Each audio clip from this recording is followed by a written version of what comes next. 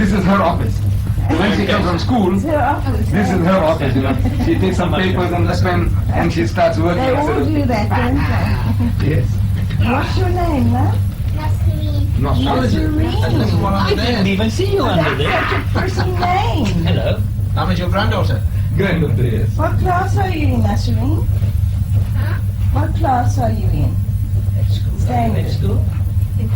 Are you at big school? Pre-primary. Pre-primary.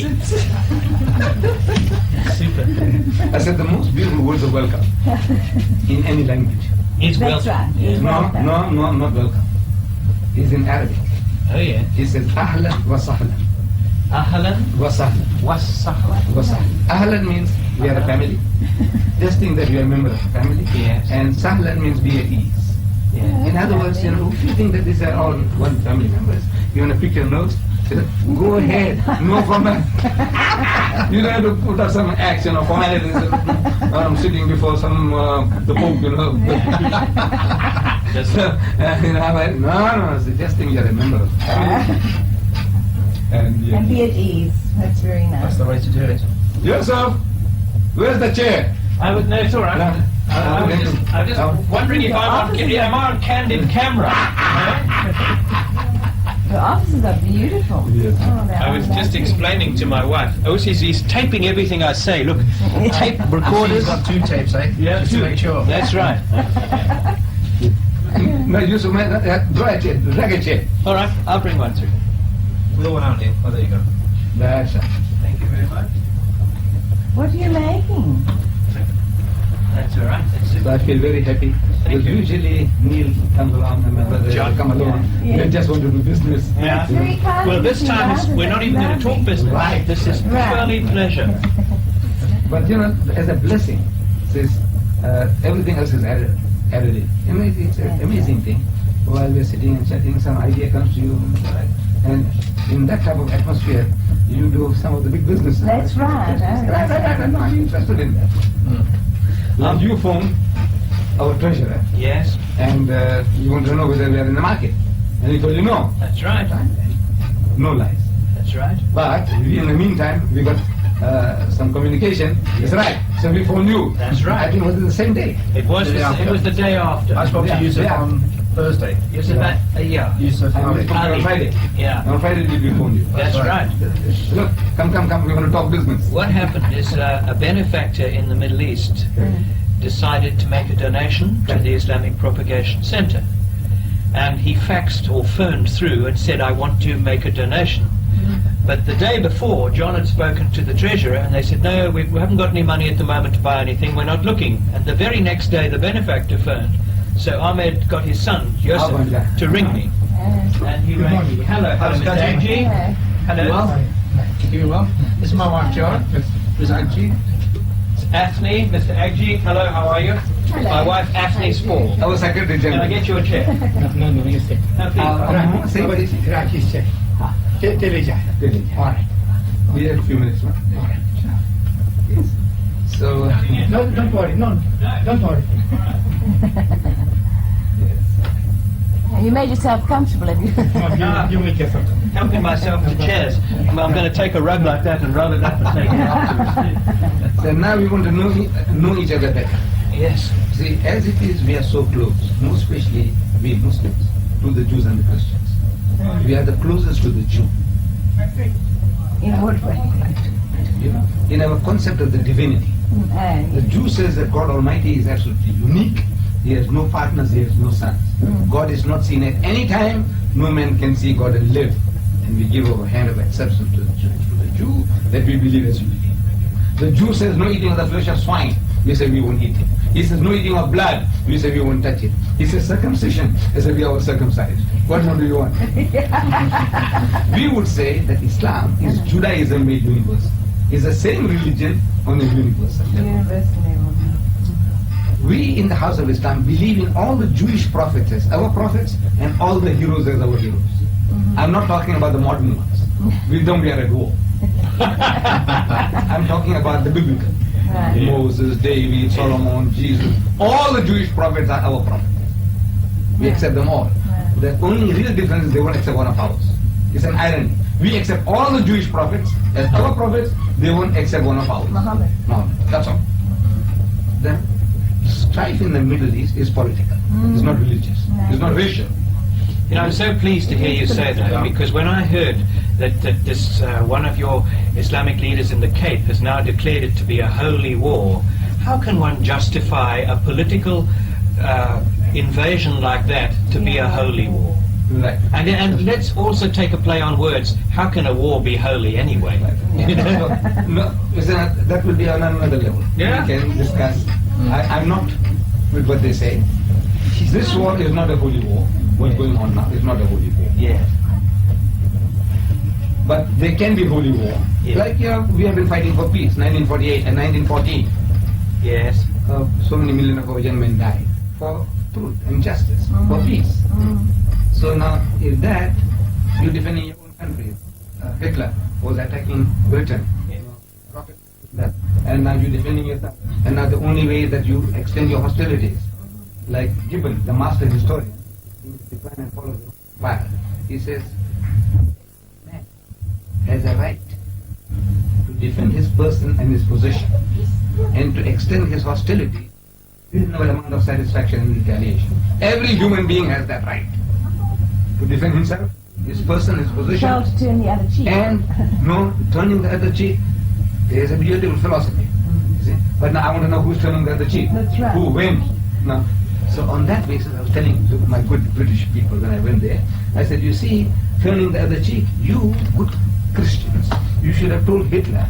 He said, look, what you worried about? Come, welcome. You want to take over Britain? Britain, yes. Come and take it over. And our empire as well. You know, turn the other cheek. If a man takes your coat, give him your cloak also. That's our right. empire. I said, did you do that? He says, no. I said, why didn't you? You good Christian. No. What you did was right. You fight them on the beaches, you know, with the brooms. I said, you are justified. That's a holy war. Holy defense of your country, your nation, your position. You have every right.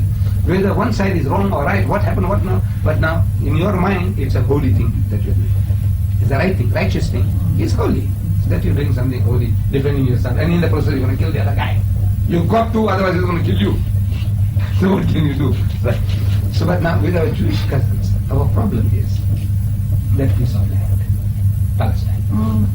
My brothers, the Arabs say Palestine belongs to us, and my cousins, the Jews, they say Palestine belongs to us. So we are both fighting for a piece of land. It's not a fight, a war over religion, or it's not a war over race. The Jew doesn't say kill the Arab because he's a Muslim. Or the Arab doesn't say kill the Jew because he's a Jew. No, he said you took my land. They're both fighting for a piece of land. That's what all wars are about, it's land. Right or wrong, Yeah. on either side, they're both fighting for a piece of land. Where we can, I believe that we can sit and talk. I think Sit and so. talk. But that's what people don't want to do. That's what civilization's all about, Correct. isn't it? We don't want to talk. We can differ. But I want you to see my point of view. That's all. At the end of it, it is, well, Mr. Deedat, I see your point of view, but I'm sorry, I don't agree with you. I mean, you must agree that there'll come a time when, if you cannot resolve it by talking, Right. what do you do? Right. I just had this page opened up here. Right. I was explaining to somebody else, I'm sorry. It tells you here, the solution.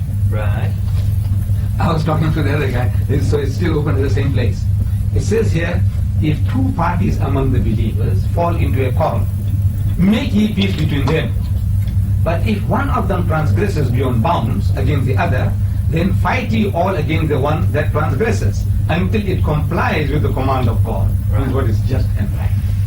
If two parties, if there's a Yeah, dispute, that's very one clear. nation and another, or between a family or between individuals, we are to make peace. So now to make peace, I want to listen to you both. Yeah. What's the problem? I listen to you, I listen to him, then I tell you, I said, look sister, in this case here, what don't you compromise, come to terms. I think, yes, the Neil is, Paul is in the right. Now, you won't listen because you are too strong. So in that case, all of us now must get together to put you right. Yes. The United Nations, it's the United Nations. Sure. All of you get together and put the guy right. And Saddam won't listen. Right. So, to me now, the thing is, when you say holy war, my people, emotion. We are all talking from emotions. And this is one of the basic the ingredients of man, is emotions. And the most powerful factor in emotion is hatred. That's the most motivating force, hatred of the people. So, you see, we are taking stands on that basis of emotions and hatred. We hate the Americans. Not Americans as the people, me personally. I like the people. Because they are big and strong, and you can talk to them, argue and debate with them, and when you bowl them over, they recognize. No, but they recognize that no, you have a point there. Now that's a greatness. But I'm not talking about the people, the nation. I'm talking about the governments. Because every successive government is being manipulated by somebody. They say there is something what is called the Jewish lobby. There are 6 million Jews in America. Now the 6 million Jews has a power of vote. No president can become the president of the United States without Jewish backing. So you need the sympathy. Yes. They want to know now, what do you think about this problem? Jesse Jackson, he said something, finish. Andrew Young, he said something about the parents, look, give them a hearing, finish, gone. You'll never hear about the guy again. There is some power at work that if you say anything that goes against the Jewish interest in any way, right or wrong, you are finished. So I can see that now America is the cause of our problem in the Middle East against the Jews. If Americans didn't come in, we could have settled ourselves between ourselves. They said, look, when we are brothers and cousins, look, you need us, we need you. We could have come to terms. But now America is putting up. 1948, Israel came into being. How? The United Nations. What happened there? America couldn't get sufficient votes for the partition of Palestine. So America blackmailed all the small nations that you, if you don't vote towards this resolution, they'll be held to pay. This is history. Every history book of Palestine will tell you that America blackmailed the people to vote. They went back on their word too to the Arabs. Right. So, first, Britain, Balfour Declaration, you're giving somebody else's property to somebody else. Your father's property that? I'm talking of Britain. Is that your father's property that you want to give? Why didn't you give part of Scotland, England or Scotland? No. Oh wait. Why give away the Arab country? You America, why are you giving away somebody else's property? I'm not an authority on Jewish affairs or history and that, but surely it was written in the book that that's where they were, that's where they came from. No, right. No, we'll come to that. We're just looking at why I hate America. I just want to tell you why I hate America. Why the whole Muslim world hates America. Hate is too strong a word. No, I can't believe that you hate anybody. The man and man of God. No, you see, if it is so, Jesus said, he is not of me who does not hate his father and his mother and his wife and his children and love me. This is you must hate. I don't know what it is. That's biblical, your King James version. You have to hate them all before you follow me. You know, like I'll open up the verse for you. But let's say maybe the word is it's a little strong. I'm too strong. But now, to give you the shock as a right, I hate America. I want to show you now what happened. The emotions, what is doing to it. What is doing to it. And what's doing to the masses.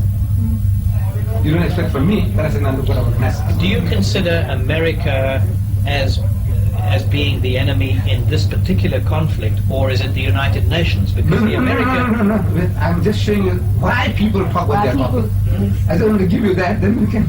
Then we can be more specific.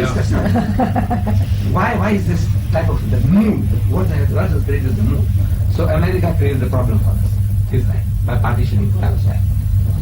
Then she's giving Israel $3 billion a year gift.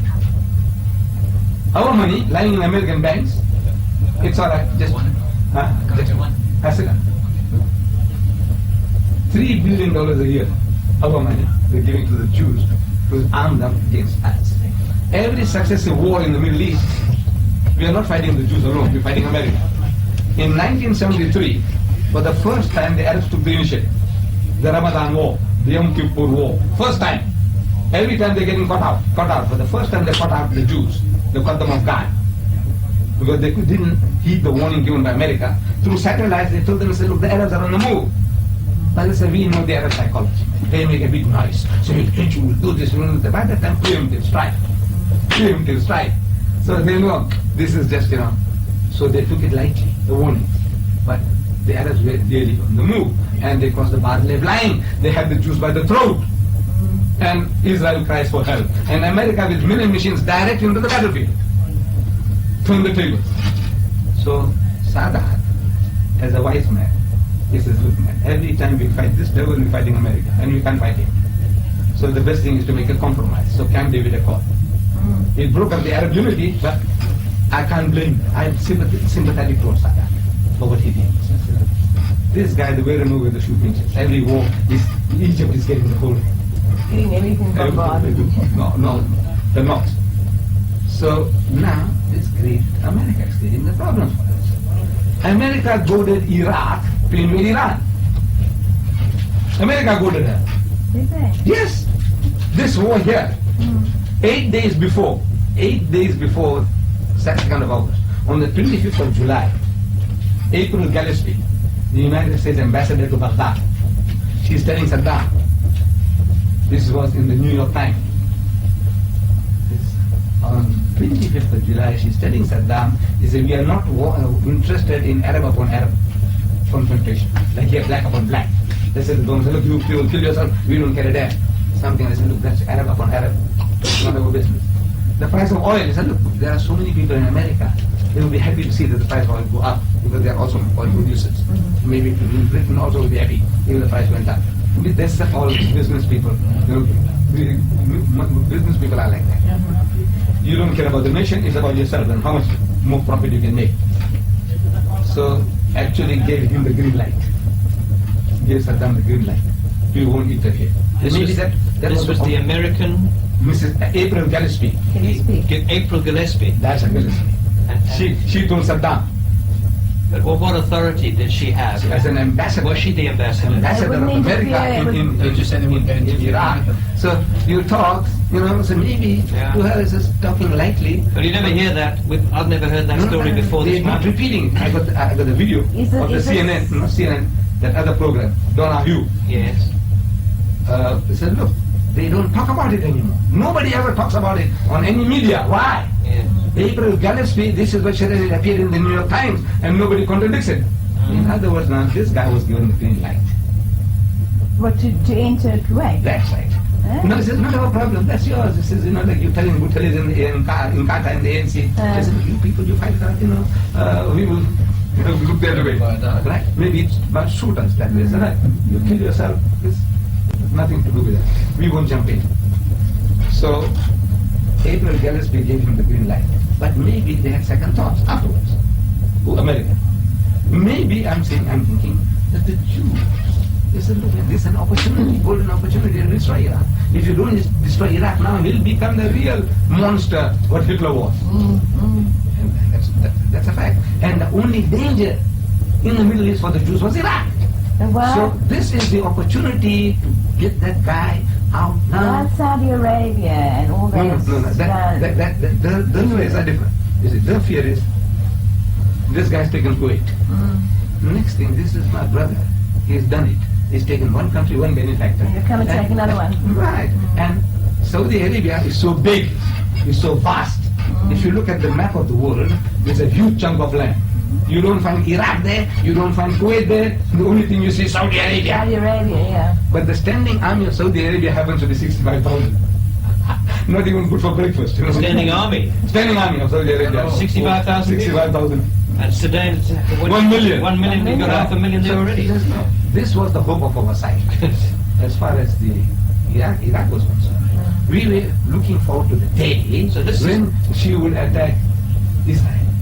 Look, this is our hearts, our emotions, because this is our land they have taken and there's nothing we can do. We are frustrated. Every time America comes in, now we have a brother coming up who's going to do the job for us. And he's promising half of Israel is going to blast out. Okay? Hate. Right or wrong, this is how all human beings, their minds are working. Right. So, instead of going into Israel, the guy goes and takes Kuwait. Easy meat. That Kuwait was his benefactor. You have some grievances against Kuwait, but no, that didn't justify the invasion and raping that country. So now Saudi Arabia get terrified. He said, look, there's the next move. So he cries for help. So if he cries for help, any devil will do. This is human nature. If you are drowning and somebody, your very enemy comes on a raft or a boat, gives a helping hand, Paul is not going to shout, hey, don't take his hand, he is a rapist and murderer. He can't swim, the coward. So anyhow, he can be saved. Saved my wife, my daughter, my sister. This is the kind of help. And you say, America, the devil comes to the rescue. Right? He has his motives. If Kuwait was producing sausages, America would never have come in. It's oil. And that services now, there are other factors involved. But to me now, I said, Saudi Arabia was justified in calling for help. And this guy comes to help. I can't blame America. But the people, is the hatred is making them to think now. It's almost All the people were against Iraq when she invaded Iran. The same people now turned somersault. No, this is the masses. This is the mind of the masses. You can just you can play with them on emotions, especially hatred. They have to listen to someone though to Right. So now that someone, you need a platform. You need a platform. Whether you talk in reason, I said, no, come tell me. You say there's jihad. Talking to me. The Muslims said this is jihad. I said, now, was it jihad when Iraq invaded Iran? That's exactly what I said yesterday. It's exactly what I said yesterday. Was that jihad? Was that jihad? Yeah. So this is not. Because it was wrong for Iraq to do that. So it's not jihad. So now, is it right for Iraq to invade Kuwait? So now somehow it was justified. So they said, you see, at one time, this was a part of Iraq. Kuwait was a part of it. It is these Westerners. They cut us up. So for easier manipulation. I said, okay. But before they did that whole region was a part of the Ottoman Empire. Turkey was ruling. Now can the Turks have a claim to all this? He said, look, even Iraq belongs to us. What the hell are you talking about Kuwait? Yeah. This is all ours. This was the Ottoman Empire, even including Saudi Arabia. Has she a right? He said, no. I said, on the same principle what you are talking about, the Jews have a right to the West Bank. They said, this is Judea and Samaria. Yeah. Have they a right? He says, no. So then it's not jihad. Yeah, that's right. No, you see, now you've got to sit and talk. Most important Now, that the main factor that was moving us was hatred. So this book, nobody reads the book. I'm talking about the Muslims. I'm not talking about you. I read it. No, nobody really reads it. Really. You gave me one. You see what I mean? Really reading means you read with the idea of this book is a book of instructions telling you under all these problems what to do, how to behave, what to say, what not to say. So here it tells you. Tells you. O you who believe, chapter 5, verse 9. Check it out. 5, 9. O you who believe, you have faith, you believe in God. Stand out firmly for God. Stand up firmly for God. As witnesses to fair dealing. If you stand up for fair dealing, for justice, you are standing for God. God is just and you are doing justice. You are standing for God. You are on the same wavelength with God. You are on the same wavelength with God. To be one with God. You say, atonement, at 1 month with God. This is God's position, I take that position. So you are one with Him. You don't make it. As witnesses to God, as witnesses to faith. And let not the hatred of others to you make you swerve to wrong and depart from justice. What's making you to take up certain stands? Is your hatred. I hate the Americans. Now that's what's moving me. Yeah. It's my criteria for judging now. So I'm confused. I hate the Iraqis. Now that's making me to take up stands. I said, don't do that. That's right. I hate the Saudis. For so many reasons. No. Let not that be a criterion of judging. Right, wrong. Now I must do justice. So now I want to listen. I said, look, I must get rid of all that. My hatred for the Americans, my hatred for the Jews, my hatred for the Iraqis, my hatred for the See Saudis. them all as brothers. See them all as brothers. Right. No, as far as justice is concerned now, you have two litigants coming along before me. I like one and I don't like the other. Like a Hippocratic oath. You take.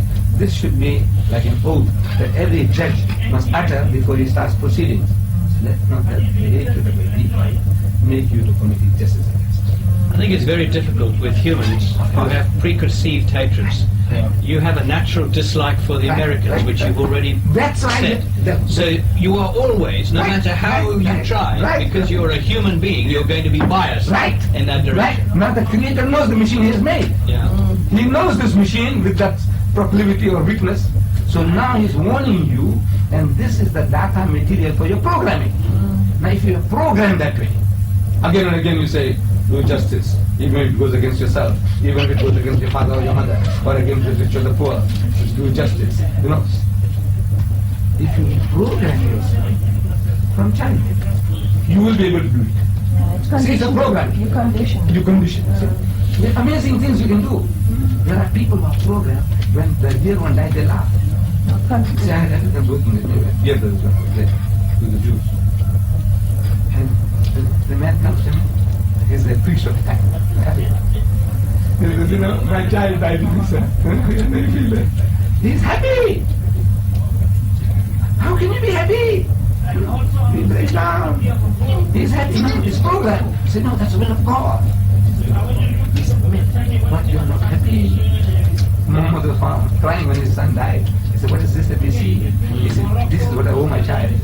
I'm not protesting, I'm not complaining. But I said, this is what I owe the departed soul. So I must give what I owe to him, my child. God has created the bond, and now the child is taken away. I cry. So this is what I owe to him. I give what is due. However, the fall is on, and as soon as we watch the prayer, we come back and we'll carry on, we will eat, and we will talk. Any questions that you have, you just hold them, and then when you return. The prayer is on. Yeah, you're going now. You and I. Come. Come. Yes. This is an experience of a lifetime. You see the Muslim at prayer. Can I leave And my, we've done for you specially. If you like, you can leave.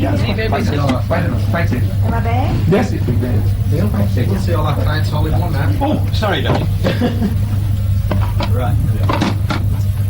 Neil and Ethne.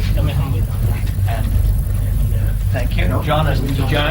John and Joan is easy. It's almost like John and John. John and Joan. Neil and Ethne. Same like Jonah Park.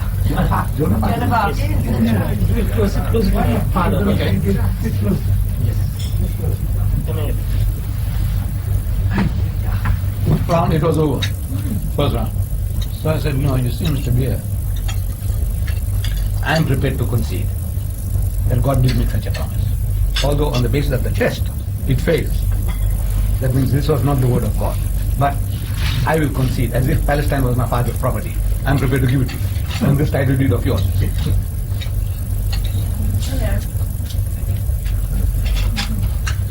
So, I said, I'm prepared to concede. So what does it say? It says, I will give unto thee and to thy seed after thee. So, all right, Abraham didn't get it, but already the seed. So I'm asking, who is the seed of Abraham? He said, we, the Jews. I said, no doubt, you are the seed of Abraham. But are you the only seed?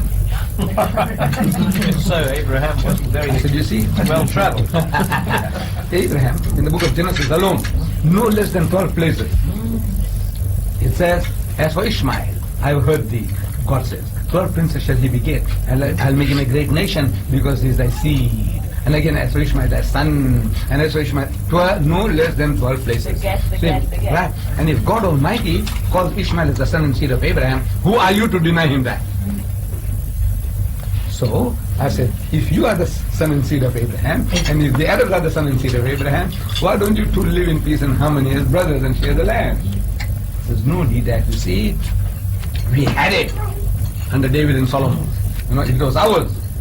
I said, how did you get it, sir? Where did you get it? Where did it come from?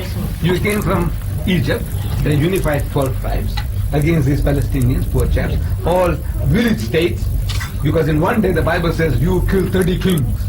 30 kings in a day. 30 kingdoms you conquered.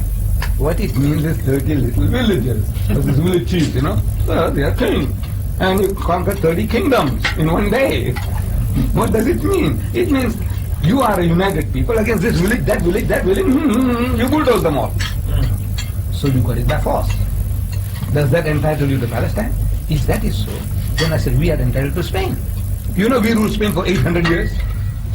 The only thing that you can see in that country today, if you go, besides the bullfights and the castanets. That's the only thing the Spanish people can show you.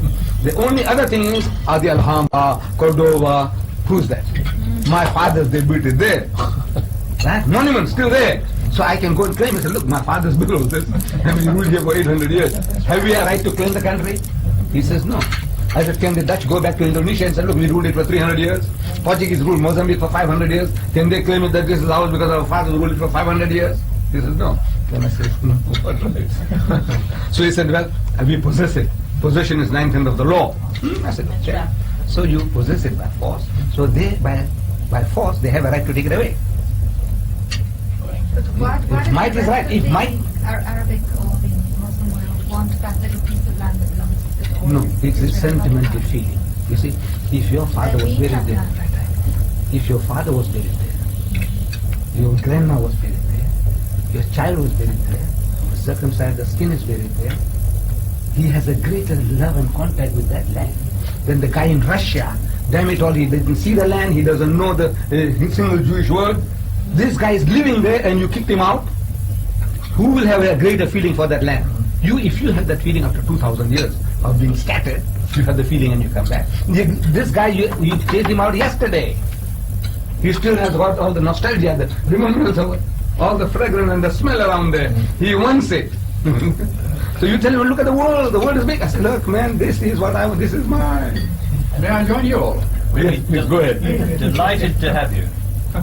Absolutely Delighted to be here with my friend who understands what the Upluk world means. Upluk world is the world upper world. The ladies don't understand this one. Can I pass this one up? May I have some of that? But you know,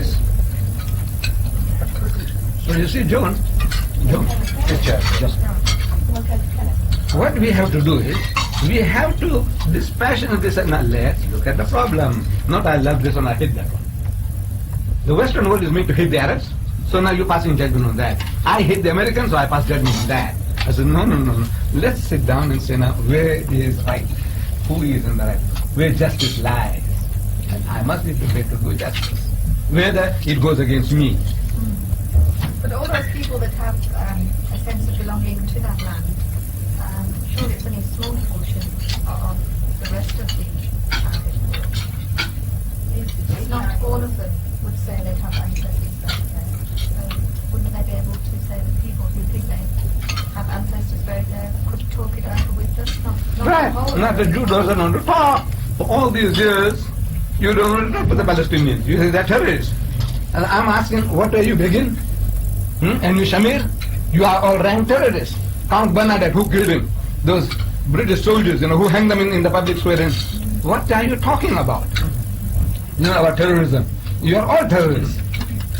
The British government offered $48,000 reward on Begin, catch him dead or alive. Yeah, there he is. Yeah. So I don't know who's a terrorist. Isn't terrorism justified in order to gain what you're entitled to? That's not true. No. I'm posing a question. I don't know. I want that answer if I have time. what is this? This is a spiced sour milk yogurt. That's for flavoring that. May I try something? What a good question to pose. We could be here all day debating the answer to that one. I'm sorry I posed that. No, when a person poses a question, see, I believe in the principle, if I pose a question, no matter how difficult it may be, I would have the answer. That means in the end I must supply you the answer. Otherwise it's mischief. I'm making mischief. I'm just trying to show how clever I am. Got you. Riddles. I give riddles for you and keep you busy. That's devilish. To me, that's devilish, Lawyers do that. Not none of God. We must find ways and means of either pushing forward our case or defending ourselves in the other man's case. I think that the civilized man in every race, colour and creed must appreciate that there are innocents who are involved in terrorism, which is totally unforgivable. I cannot believe that you can kill children, and there's a child sitting at this table to justify anything. That's innocent bystander. I don't care what it is. And I think that anybody who promotes terrorism as such is doing a great, great wrong to the world and should be taught a lesson. That's what codified as I was saying about it. Just terrorism directed at individuals or people outside of your territory or not involved, like attacking airports and civilian targets and so on. That I don't support. Or a supermarket or something. But supposing I'm involved in the defense of my country, supposing I'm involved in the defense of my country, in terms of modern equipment, I'm entitled to use whatever weapons I possess, including chemical weapons for that matter. Yeah. But what is sacred about any weapon? If it's war, all weapons are justifiable. So the entire process is really, if you like, based on terrorism. You've got to terrify your enemies. Yes. That's what the Quran tells you. Terrify you, but so powerful that you terrify your enemies. He doesn't want to face you. What is this? All your means. But within that territory of where you have to defend your rights, and promote your rights, and protect your property, or protect your country, or take your country back. In that context that I use the word terrorism as a part of the same process of military activity, you know. But no, you can't go and bomb civilians and air force and athletes and so on and murder them. That's out of question. What you're doing is, with the terrorists in the world today, it's the indiscriminate killing of people who are totally disassociated with your problem, Absolutely. merely to cause sensationalism, so that you advertise your cause. I mean, take the Olympic Games. That slaughter at the Olympic Games was unforgivable. Those athletes had nothing whatsoever to do with the cause, or any cause. They were there on a sporting venture. And to slaughter them indiscriminately it's unbelievably barbaric. That's all I can do. Absolutely, no, but we can never justify that on any ground. No. I believe that terrorism directed at your enemy is fair and just. If he's a soldier who is acknowledged that he's at war with you, but to involve other people. And it's only in the last few years that that's ever happened too. There have been innocent casualties, which are innocent casualties who inadvertently being in the wrong place at the wrong time. That's a different matter. But to go out and put a bomb in a shopping centre in a Manzamtoti because something happened in the Middle East is unforgivable. I can't justify the one. Yeah. Can't find words to condemn that. And they're totally innocent people. They could even be your own child. You know, it could be your own child who's gone there shopping, and you could be blowing up your own child. Is it a lack or meal? I like Have you that. tried the yoga? Yeah. This yogurt is splendid. Have you tried the yogurt? Very good. क्या बोलते हैं बात है Yoga. क्या नहीं नहीं मत शब्द नहीं Mr. Deedat, do you believe life is eternal? life means here no Yeah. we can No, the but spiritual life but is yes, eternal. yes we will So what is the point in fighting and doing away with those bodies if life is eternal? yeah. Huh? So the thing is now we are all thinking in terms of I think the Christian and the Muslim and the Jew. We are all believing in the principle that this life is the only life that we That's have. right, and I mean, really, This, on this earth, this is the only life that we have. And and that's this why is Christianity propagates that. Right. They say that this is your only life. right. Jesus And said correct. the last to be conquered will be death. The last enemy to be conquered will be death. So to me, it's so ridiculous to try and slaughter when life is eternal. I mean, That's the life. Hereafter, the soul carries on, good or bad. That's If right. you have done well, you will be rewarded, and if you have done wrong, you will be punished, purified. That's why. But now here, at the moment, I said, now I want to also live comfortably. So we had, conquest of nations. Every nation going out of their way to find territories, colonies for themselves. So in that process now, we are doing injustices against different people.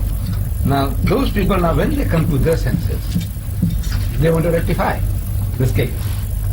So in the process now Mozambique, the 10 years, can't stay here in our own country. The guys have been throwing bombs and doing what that problem in Southwest Africa, on the borders, our sons are dying.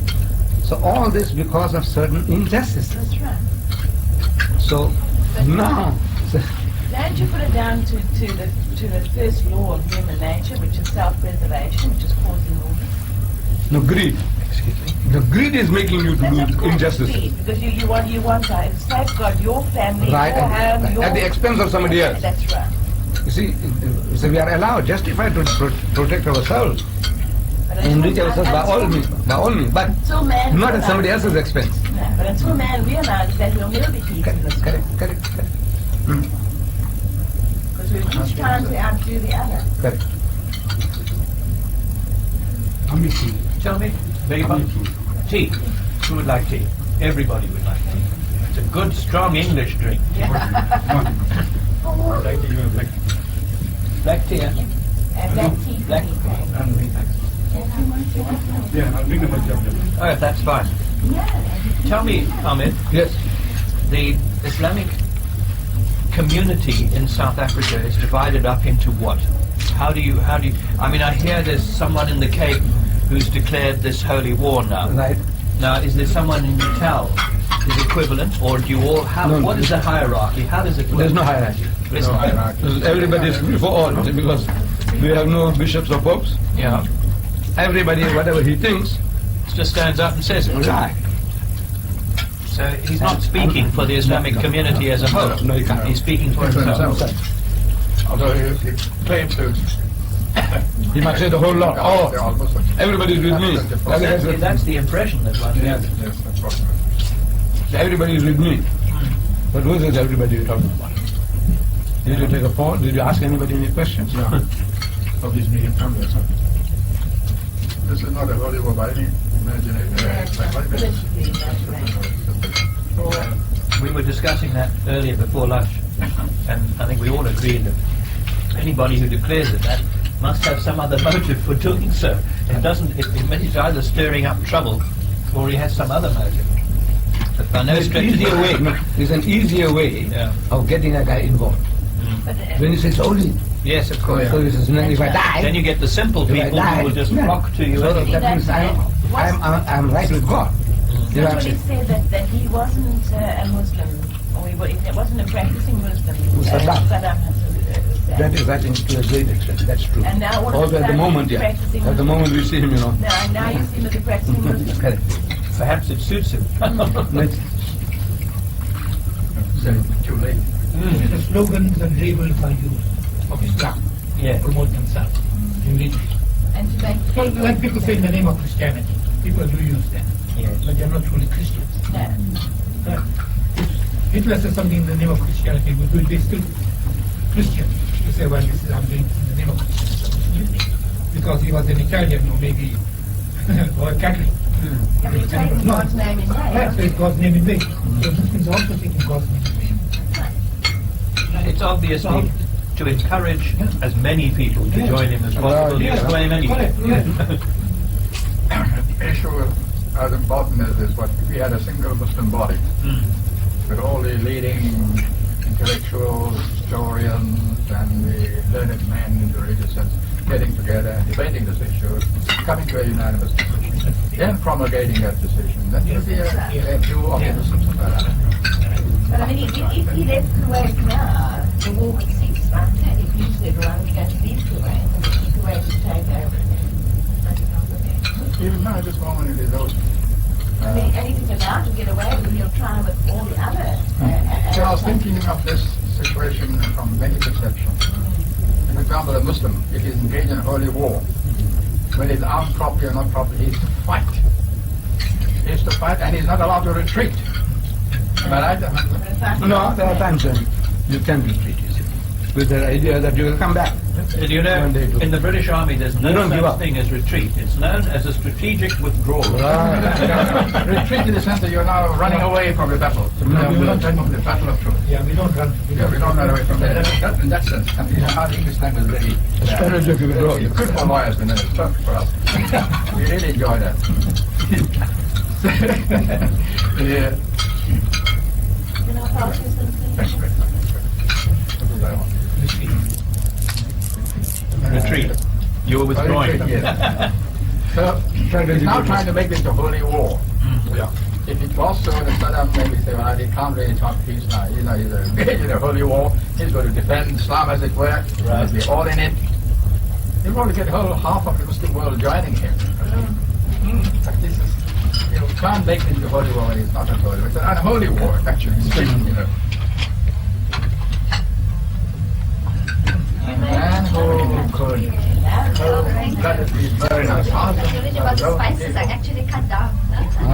Very nice. Destroy all opposition. Absolute tyrannical rule.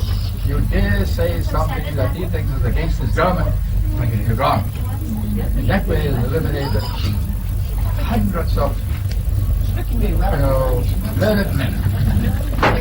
People can think and reason and so on. Would you like something? Are you drinking tap? Because you've got to watch your diet. Now he's posing as the martyr, as it were. Well, so a lot of bad people who are also supporting them. So thank you. You know, I'm really going to say your cookies I came to show you. Ah, Baba. Okay. Yes. She calls me Papa. And she calls her father Daddy. So you can make a big mistake when you come home. He says, where's Papa? Says Papa is not there. And he's thinking about her daddy. And the guy comes out. He's not there. She's lying. He was trying not to. And could put Papa in an embarrassing position. It could do it sometimes, yeah. I saw Papa had so and so and so, you know. Is doing away with the person's right to think for himself. You are programming him, you're conditioning him. Right. And really, I'm not in total agreement that everybody should be programmed. I think the right of the individual is paramount. From birth to death. If I will think anything I want to think, Right. even though I've been programmed from childhood to do certain things. Right. And I will do those automatically. No, what has happened is, whatever Paul is talking now, he's programmed with all that. People have been talking, that look, we must have the freedom. He is programmed. We are all programmed. We're all conditioned. If you say, somebody is doing it to you all the time. When you look at the AdWords, what are they doing to you? Programming you. When you want to buy, what toothpaste you going to buy? Colgate. Yeah. Why Colgate? Yeah, but they also had subliminal advertising. Right. No, we say that's unfair. You got some popcorn down your thinking about why you are. Now that we say, now look, there's like a magic. It's like black magic. So we say, no, we won't allow that. But normally, every time a person opens his mouth, him or she, what are you doing? Why did you open your mouth? When you open your mouth, try to tell me something. You want me to accept your point of view? No? That's right. No, the purpose. You see, you're not conscious, but you see in the Bible, the Jews, you were programmed. Can you see that? You were programmed.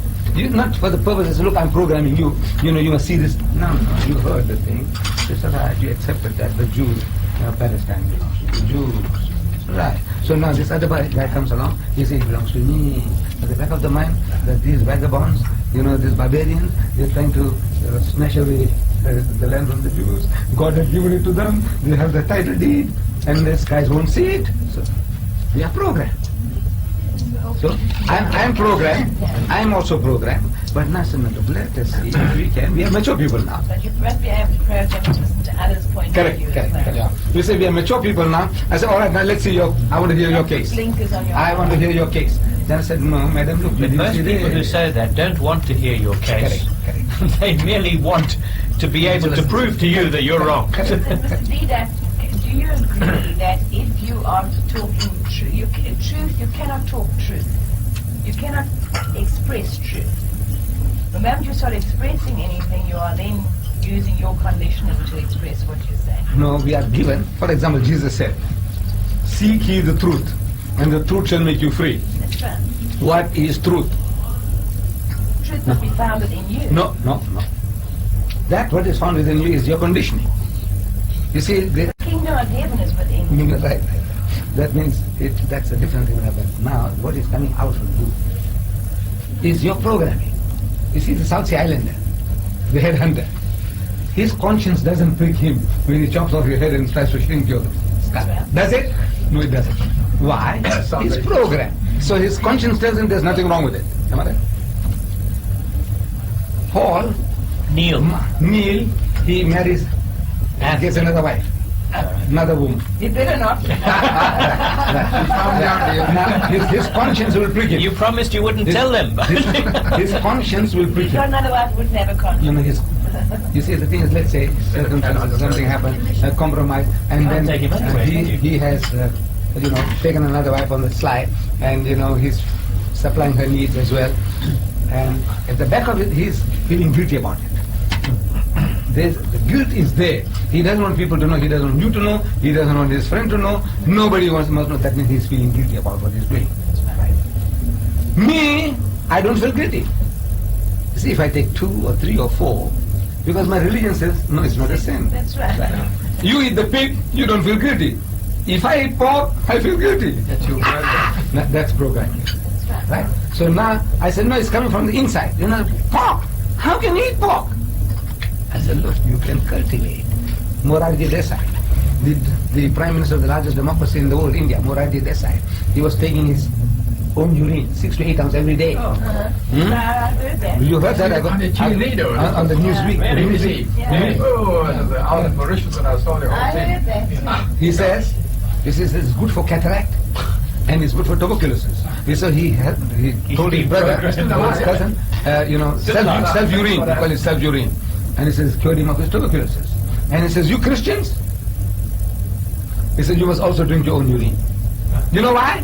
Because the Bible says so. And he quotes. Yes, you're No, listen. You see, now this is what, you can do anything. You can mislead yourself. And he said, he quotes the Bible. He said, the Bible says, and he just said, I looked it up. He said, drink water from your own cistern. Now, he said, what is cistern? Cistern means bladder. Make your own piss. Now you see, look, the guy believes it. The guy believes it. Right? He's programmed. He's brainwashed. The Eskimo, the greatest act of charity, compassion he can show to his guest is to offer his wife. And he's insulted if you don't take it. Right. So, but now you look at my wife. We can't I can see that poison in your eyes. I want to take his eyes out. I feel like taking out Neil or John's eyes out. You look like that. I will feel like killing you. No, programming. But now we are all getting programmed, right or wrong. So we need the right data material. You need material for programming, but it must be the right data material. Now, how do we know what is right? That is the question. We need programming. We have to program our children. Thou shalt not commit adultery. Is there anything wrong with that? Thou shalt not commit thy neighbor's wife. What's wrong with that? Thou shalt not steal. Thou shalt not kill. These are programming. You don't want your child to be programmed with that? Then there's something wrong with you. Am I correct now, man?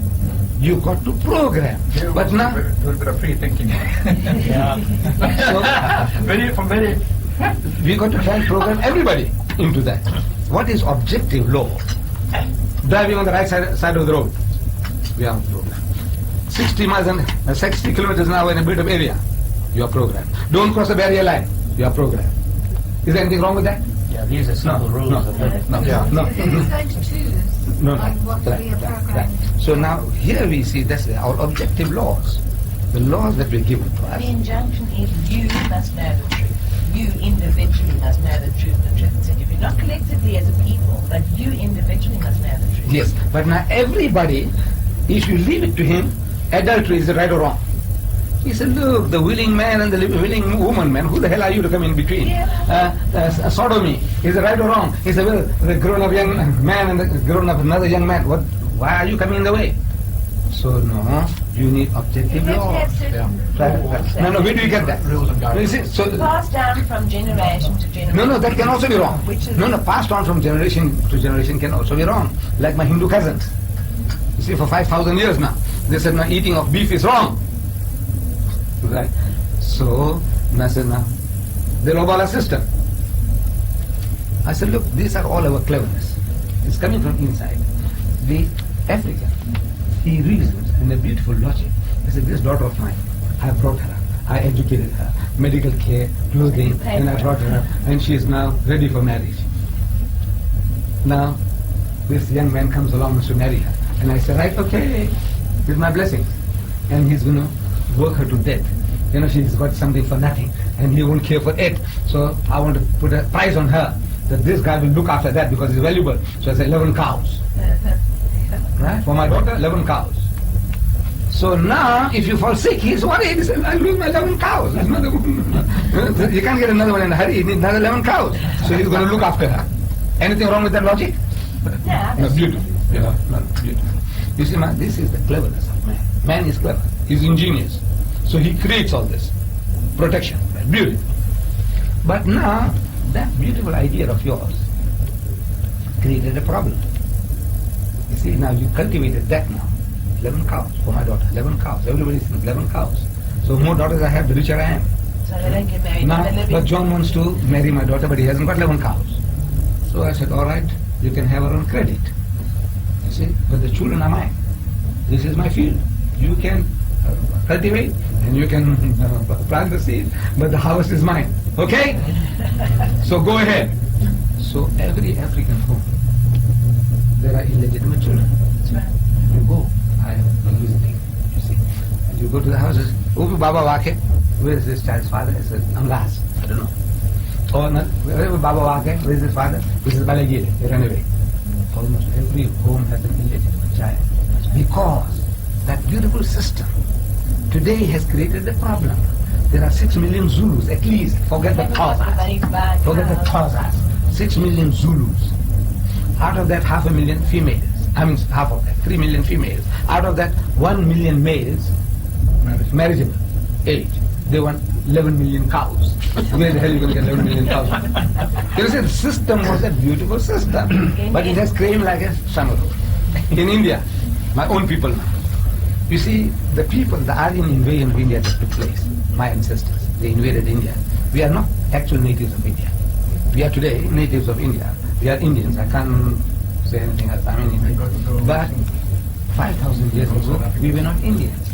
We had invaded India from the outside, like you invaded this country. Where did you come from? From the Middle East, Iraq. Iraq? Yes. Are you an Iraqi?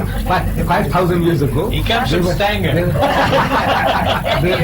there were certain Indo-Germanic tribes in what we call Mesopotamia, Iraq and Iran and all that. So the grazing ground was getting too tight for them, so they started moving out. One went north, one came south through the Khyber Pass into India, one remained. The one went that north are the Germans. They say we are the Aryans, the master race. You heard that before? Yes. Right. They say they are not like this other Europeans, the Slavs. We are the Aryans, the master race. The ex-Shah of Iran, his real title was Arya Mahar, means the light of the Aryans. They say they are the Aryans. The Arabs say these are not Arabs. They say they are the Aryans. No, that's there, the blood. My people in India who are not Muslims, they say we are the Aryans. So that's the truth of it. No, 5,000 years. We were one people. But 5,000 years of intermarriage with the Nordic people and the climate and the diet made the Germans what they are. 5,000 years of intermarriage with the Indian people and the climate and the diet made us what we are. The Iranian is the nearest to what a true Aryan ought to be. That's right. But there is a common denominator between the Germans, the Iranians and my people. You see, but that's 5,000 years ago. Now when we invaded India, we found the Brahmin cows. What do you see on the way to Maritzburg? You know the Brahmins. To us, beef eaters, you know, when you look at them, it makes our mouth water. Right? So we came into India and we were meat eaters, all of us. So we wanted to eat up. So he says, no, our wise man says, no, we must save this animal. How? You don't talk about pedigree cows, what the hell? Right. So he said, mother. see, she gives us milk. From that we get our butter and our yogurt and our ghee, and even the cow dung makes such wonderful compost, better than any fertilizer that you can buy. So, do you eat your mother? She says, no. She says, we look after her. Programming. Beautiful. We did a beautiful programming that after 5,000 years, we have saved the cow in India. But India has the highest number of cattle population in the world. But little Denmark produces more milk and butter than the whole of India put together. Why? Oh, God loves the thing. No. You see, Denmark looks after its cows, good breed of cows, and they feed it and they get the return. In India, there's not even grazing ground. Yeah. So it has become a plague of cows. Now you see, your cleverness. It's immense cleverness. His lobola, your cleverness. Your protecting the cow, your cleverness. So They should bring the cows from India and give them to the Africans, who then can buy their wives. You've solved the problem. 9 million cows. So now what do? Therefore, we say we need somebody who will give us an objective law. And the only being who can give you that type of law is God. If it is from God. That law is not partial. It's not, this is for the Jew, that the Jews may milk all the other nations, or this is for the European, or this is for the African. He gives you a law. Now look at that law, like the rules of the road. It's objective. 20 kilograms only you can carry in the plane. Objective. Previously 40 pounds in the train. Objective. So how you argue? I say, no, I can see there's a logic. It's not made to discriminate against me or you or anybody. Similarly, we must get a law from God.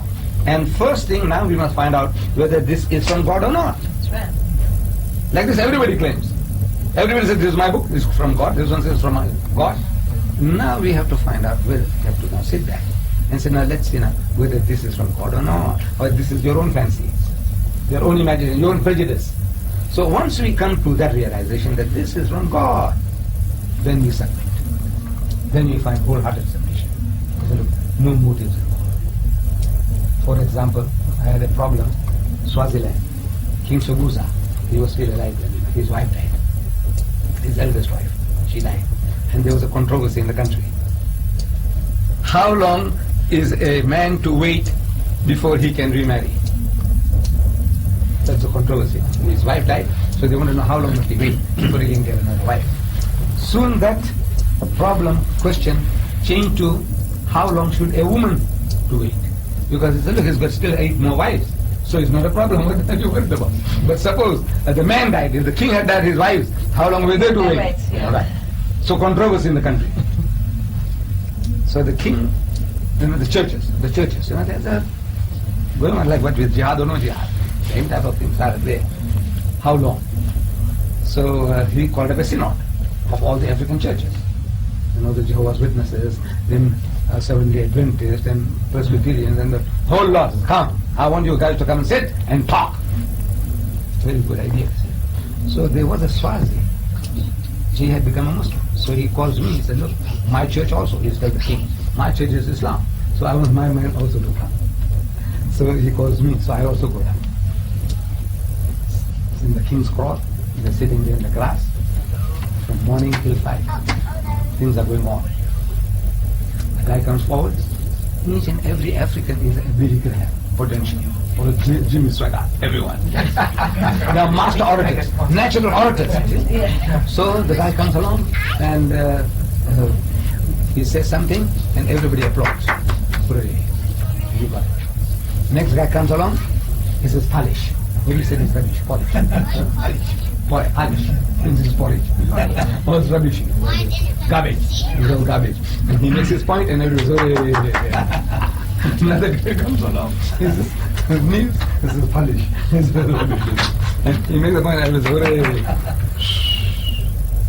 it lasted till 5 o'clock. 5 o'clock. No lunch, no tea, nothing. You just sit in the grass and you carry on. They don't know about all this. But this your guest now. You must give them tea, give them lunch. You just carry on. I don't need to yourself. 5 o'clock, my turn comes. 5 o'clock at the end of the day. End of the day. So I tell them, I said, from morning till now, we haven't got the solution. See? I said, you know why we haven't got the solution? I said, because we're quoting the Old Testament and we're quoting the New Testament. We're quoting the New Testament, we're quoting the Old Testament. I said, but the answer is not there. In other words, it's your cleverness, your own intellectual listening. You're putting forth your own idea. I said, the answer to this problem is in the last testament. Chapter 2, verse 200. I open the book. Last testament. What does it say? It says, if any of you die, leaving widows, they should wait concerning themselves 4 months and 10 days. Answers straight. You don't have to wake your brains. 4 months and 10 days. But you will say, well, look, what's miraculous about that? What's wonderful about that? Anybody could have guessed. Come on, we all guess. So you say 4 months, then you say 4.5, they say 4 months. Some clever man might have guessed. So Muhammad was a clever man. He made a guess and we think it's 4 months and 10 days. 4 months and 10 days. We accept, you see. But what is it there to show us that it's from God? Any clever man could have guessed such a thing. I said, no, that is correct. Any clever man could have done it. But as I'll show you, carry on. It says that you can make, not to the widow, 4 months and 10 days. Why 4 months and 10 days? It tells us, the same book says, for divorcee, 3 months. You have a right to remarry after 3 months. But in 3 months' time, you'll find out whether you carry or not. Is it? So, now she's clear, it's right, you want to marry? Marry. Doesn't say you must, but you have a right now. But for a widow, 4 months and 10 days. Why 4 months and 10 days? I'll tell you this. I said, look, this woman, she's just lost her husband. Oh, dying to know. She's just lost her husband. All right. So it says that you can make an offer of betrothal to her. My sister-in-law, she's a widow, and she doesn't know what's going to happen to her, who's going to look after her children, and she can't pay the rent. So I go to her and say, look, sister-in-law, don't worry, I'll look after you and your children, I will marry you. So I can make an offer to assuage her fears, or I can keep it in my heart. I said, look, when the period is over, I will propose. The book says, you can make the offer of betrothal, or you can keep it in your heart. But do not enter into a contract until the period is over. I said, now that is not Muhammad's cleverness. The rest you can say, man was a very clever man, very great philosopher. He says, don't enter into a contract with her. Why? Because she is upset in an emotional right. No, then I proposed to say, well, I'm so happy Mr. Deedat. I said, you don't mind marrying? He said, no, not at all. She thinks, she's got something. So I called the priest and said, look, she's agreeable. I tie her up. Now, the order for it. I said, no, don't worry, I married Mr. Deedat. So what, that guy? He used to beat his wife. He couldn't feed the children. Damn it all, what have you done? What was the bloody hurry? It's too late, madam, it's too late. Now you are in hell. Now the Creator knows. I might take advantage of your emotional upset. So, I said, no, this is not Muhammad's cleverness. 1,400 years ago in the desert, the man is telling her, do not enter into a contract until the period is over. So giving her an extra time, more than 3 months, to come to a kind of mental balance. And you, in the meantime, you can suggest to her, she can start talking, say, Deedat must have, so at that time you go, you're going to die. So now you have to see your own God. So I said, like that, everything. This book now tells you anything, everything. You reason, he says, no, this is not Muhammad's cleverness. This is not Muhammad's cleverness. So where did he get it? So I asked him, hey, where did you get it? He says, given to me by inspiration.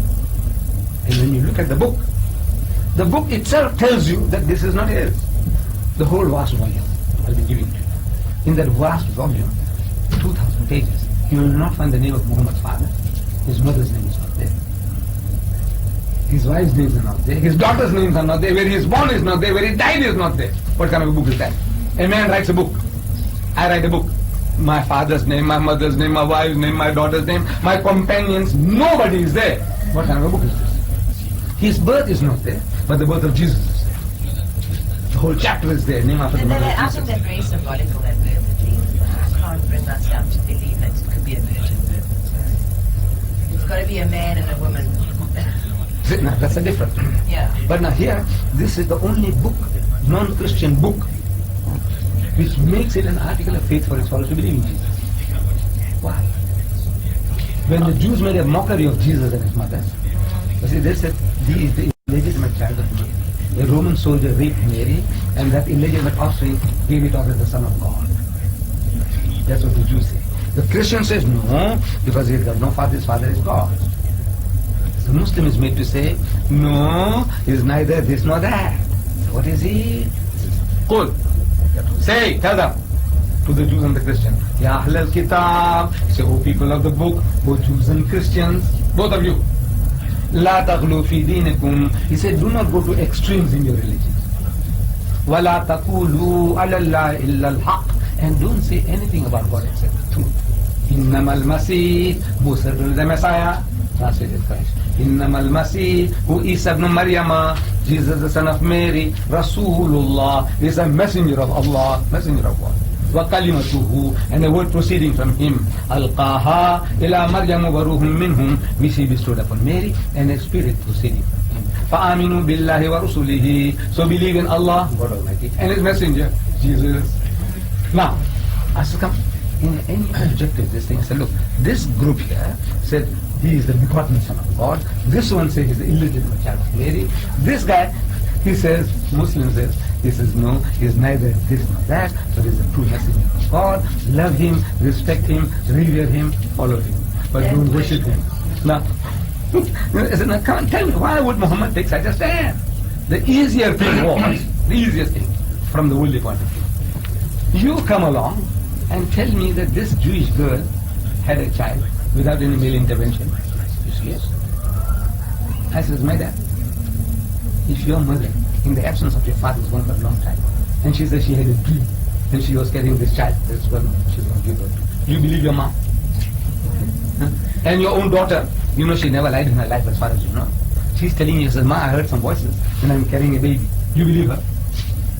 So how do you believe this Jewish girl, 2,000 years ago, that she heard voices, and you said, I make a mockery of you. He said, but no, that's the easiest way. There is no better way to fight than sarcasm. Just, what are you talking, madam? You know, you believe that? We'll be shaken. You believe that? Amen. There's one point. Yes. What happened at this meeting? You haven't told us at the end of What it. meeting? Oh. With all the Africans there, and you were sitting down. Oh, and no, they all want to know where can we get this last question. But did they accept the 4 months? No, they can say that. Here They accepted the 4 months, whether 10 you months accept or period. you don't. Here is a book that gives you the answer. Mr. Beer tells me, says, Deedat, all this what you're telling me, I want you to write it down and I'll publish it in the Temple David magazine. I said, Mr. Beer, I can't write. And even today, though I have written many books after that, booklets. But in my heart and mind, that's the most difficult job, to write. Talking, to me, is second nature. Comes easily. Because from anything and anywhere I can take, and it seems to fit in. But writing, I've got to see, I've got to create a connection, and some logical connection I can, it's an ordeal. You would make an admirable member of our sales team. That's right. Can we borrow it? That was about the year that I left. Then I left in 81. That was the year that I came back. So you must have filled the gap while I was gone. No. We just started, you see. We had to start off from the basic. What are you doing at present? I'm working for a company called Bob Larson Silicones.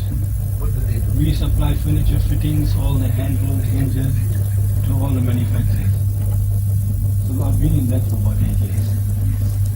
That team that they just left now. I don't know whether you saw them. Yusuf? There were some people from your hometown, Pretoria, some generals of the police force, etc., that happened to be in Durban, and they wanted to consult Mr. Deedat and get his opinions on a wide-ranging matters like Gulf issue, Muslims in the police force, where we stand, etc. So with them coming down, that level of delegation, they directly with city police made arrangements to have parking arrangements. So city police came here on Friday morning and asked the police what is happening. They said, no, this is for people. So they blocked off the parking. Rumor has now started that Deedat had bodyguards coming in, that's why the parking was blocked off. But not one person has come and said, now, what's going on down here? We don't know, these people have arranged it direct. The human mind. So anyway, Bashir Vanya left him now. Yeah, he's gone on. What is it? I don't know. In fact, I asked him. He told me his mother is sick and he's going to be there with his mother. But I don't know whether that's... Can't be sitting 24 hours a day with his mother. Yeah. To do what? No, he's gone back to Joburg now, but I don't know. Right, so his mother is in Joburg. Yeah, his mother is in Joburg. I told him, look, bring your mother down, we'll pay for the flat. Right. And he says, no, he wants to go back. So anyway, he's gone back. And I think some other organization must have offered him. Maybe this brother of mine, Abdullah, you see. He seemed to have received some money from somebody, my brother Abdullah. Because my other brother advertised in the Sunday Times. Anybody wants money, for any propagation work, contact me. So I told him, look man, come and join us at the Missionary Society. Most probably, it's not the Missionary Society can't afford, but somebody can say that I'll pay for his wages. Right. You keep him here instead of there. So, because these guys, you are becoming more sympathetic towards us. So, break that. So, your main man to go along and propagate, our work. He's taken away, the kingpin. This is shaitaniyat of the highest order, but we won't pass that now. It can't take long because he can't live on fresh air. No, because he kept such a open this thing. He says, look, I maybe come back in a month's time. He's telling me like that. So he says, don't take anybody on right now. I mean, we can't find anybody to do this. It's just like that. Assalamu alaikum. Yes, Ben Fozia. I think we got cut off yesterday. No, I don't know what happened really. Yes, there was another phone came on and I don't know what happened. No, I haven't seen it yet. For Qurans, what do you do? If I see the thing, if you fax it to me, I might be able to give you some comments. That other this thing. Right, if you fax that to me. No good. No good. I must see it with my own eyes. Before I comment. No good. I must see the thing with my own eyes. No good. I must have the thing in front of me, then I know what I did. No, that's not my tune. Your deadline is not my problem. None. I must see it with my own eyes. That Ben, the Majlis al Ulama, they are planning 10,000, a force of 10,000 to go to the junction. Yes, there was a... I must see it. Yes. I read it as a no good. I must see it. I want the chance to now we're learning. It doesn't pay, but I won't learn. No. Because when you're seeing the thing is something else, then somebody telling you. Yes, I heard the news. In the news my wife heard the news and she heard a figure of 40,000, not 10. She's already helping. That's a good thing. Who's Majlis? So that's what she said now. If it is that Majlis or for Elizabeth, let's have it here. Your deadline, to hell with your bloody deadline. So why must we cooperate with you for your deadline? No, we will cooperate, but you will cooperate. That's not, No, you got a deadline, then get off the phone and send the information immediately. Right. We'll give you an answer immediately. Right. The more you talk about it. Right. Now, I heard that they want a meeting with Mr. Deedat to arrange for these 40,000 people to coincide with Iran. I'm saying, mashallah, you don't need a meeting with Deedat, right, because you can go Good straight yourself. to Pakistan Yeah. or India straight away. Straight. You don't need visa, nothing. Right, right. Alhamdulillah, they shouldn't even be gathering and wasting time. They need it in Iran. Straight away you Go, can. I don't know what meeting you have with the government. Yeah, They must say they only see. They say they want a meeting so that they can arrange for these people to be dropped off at a friendly country and they will go and fight. So you can go straight away. There's no visa problem. Carry to Iran. To Iran. Go to Yeah. Iran. The But closest country is Iran. But what I'm saying, we have links. You can open a second front against America. From Iran. Yes. From Iran. Go to Iran. Alhamdulillah, 10,000. each person is entitled to his opinion, and it's good to see people, Right. rightly or wrongly, Right. are able to match their words with action. Very good. Very good. Yes. Even to carry dead bodies, they need people to transport dead bodies and all that. Even if they are wrong, it's good to see that people are can match their words with action, alhamdulillah. And an easier way, we are recommending, don't wait for the meeting. You don't, as a Muslim, as an Indian Muslim, we don't have visa problems to go right now to Pakistan. No, or India. and the visa man, people are there in Johannesburg. You got Abdullah Deedat, you got the Iran intersection there. They will issue the 10,000 with visas to enter Iran without question. You don't need Bota or FW declared. But that you still have to go and apply for visa. If you go Pakistan or India, you get on a plane and go.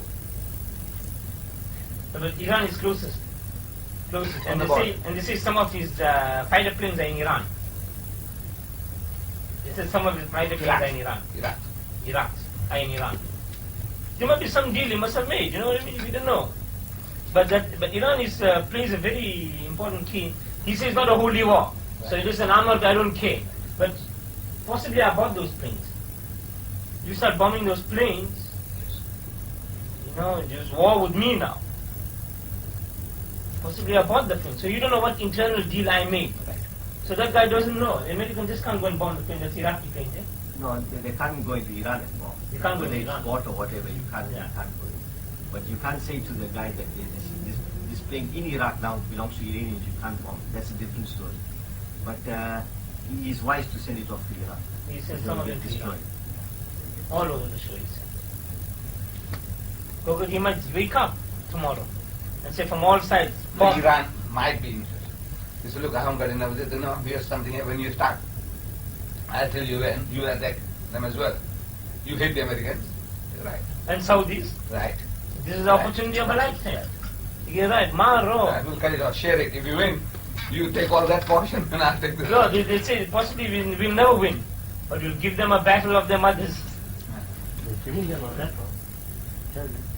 At the moment, it's not really. Their money's worth, I'm telling you. It's not really. If you really look at in between the lines what they're saying on TV, they're giving them their money's worth. They ought to have given it to the Israelis. Yeah. Yes. Before this even started. I mean, now it's too late. This guy's got all those Patriot missiles now. The son of two Mughal, there are 1 million Ramno shell, and that guy blows it out in the sky. He blows it out in the sky. So, why did you wait? If you could have blasted half of Israel. million rand a shell. 1.5 million rand. And One now, each. typical what you said the other day on the thing, men and machines straight onto the field. They airlifted those Patriot missiles and got Americans manning it because the Israelis still don't even know how to man it. Right. So again, you got caught out, man. Again, you have strengthened the cause of the Jews. Well, the Americans won't take them back. No, they said that the American people operating it will hand over once the Israelis are trained. And they haven't revealed how many, but they have revealed that they have air freighted them through, and they're already in operation. And they'll leave them behind. They're going to leave them behind. Yeah. No, they can't take them back. You're sending the devil back. What do you want Qurans? How many thousand Qurans you want? All about 2,000. You send us 10,000. 10,000. 1,000 Qurans. How much is it? Make a deal. How much you want to charge? How much? What's the normal charge? Normal is 5 rand, right? So, what's the you problem? want to sell for 5. If you pick it up, I can't pick it up. then because I'm sending it by road freight. Okay. You know what it's costing? You get the guy print invoice. No, I know it's costing a package. How much? How much? How much? Guess. About 2 rand a Quran. How much? 2 rand a Quran. How much? We'll book 1 million with you. 2 rand a Quran. We'll book No, I 1 said million. yes, 2 million rand will hand over a freight check. it. Just a freight 2 rand a Quran. No, what's the cost of printing it? No, printing I know it's hell of expensive. Printing, How much? you can't print that for 20 rand.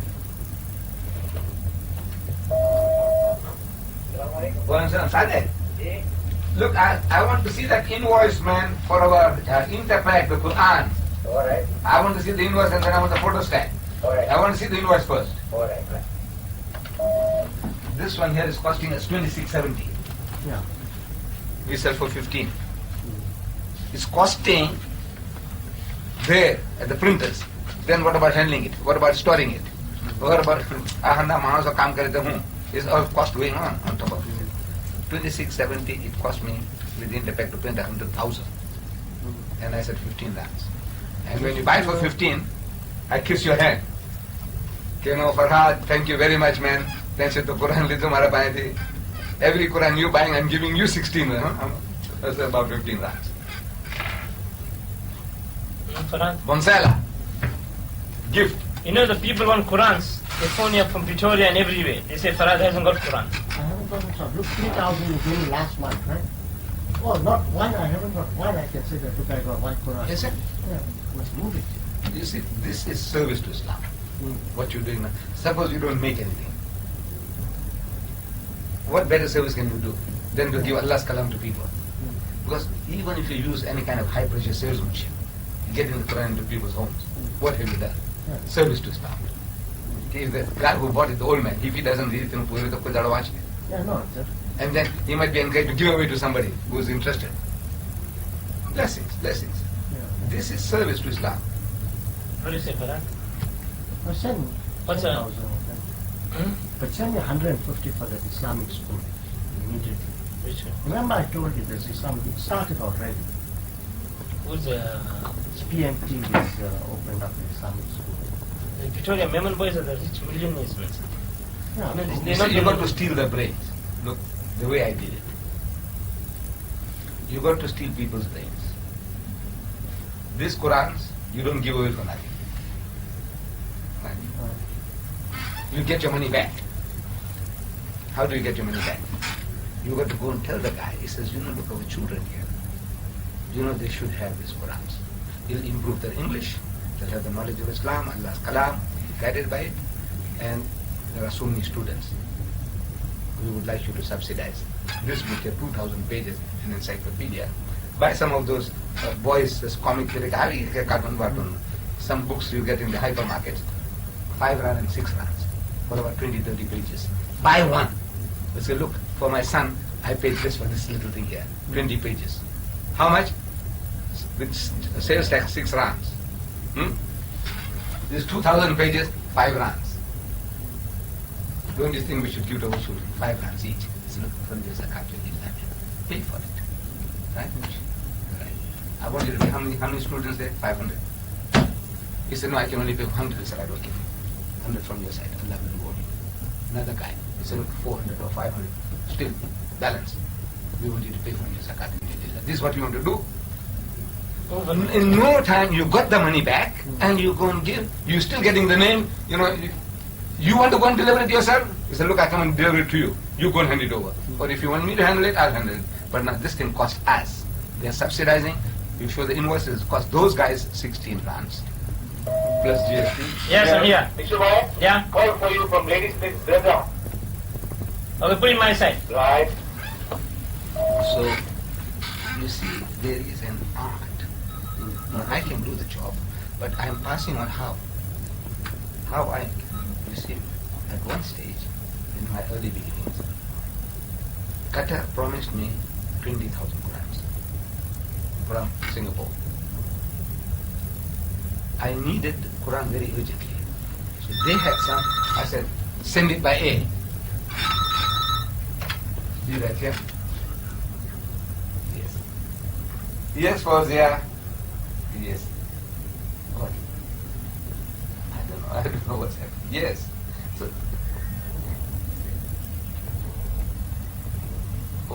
this morning? Oh, you mean the Mercury? No, I got no time to look for the daily news. I'll be reading it this evening. Tell me.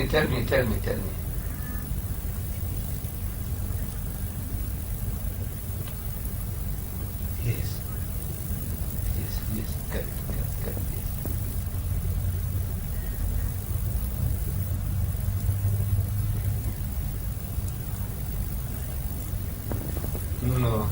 No, they haven't approached me yet. No,